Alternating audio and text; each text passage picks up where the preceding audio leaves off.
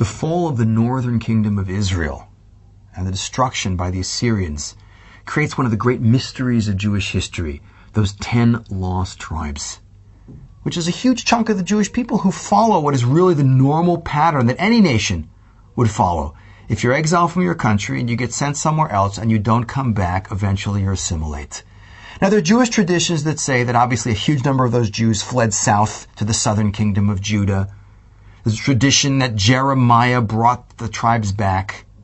But it's also fascinating that a lot of those Jews disappeared. We have a tradition, too, that in the Messianic era they will come back also. But that's in the future. But we understand that this question of the lost tribes is one of the most interesting topics, in terms of great mysteries of Jewish history. There are so many people running around the world today who are not Jewish, but who claim to be connected or from the lost tribes. And as you travel around the world, you bump into these people everywhere.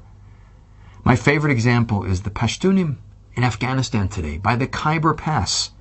These are serious Taliban Muslim fundamentalists, but they have a tradition that they're one of the lost tribes.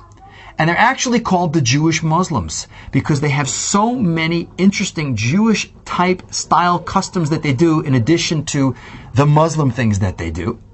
And they could well be one of the lost tribes, but they're one of many people. But it illustrates a bigger point about the Jewish people and the world today.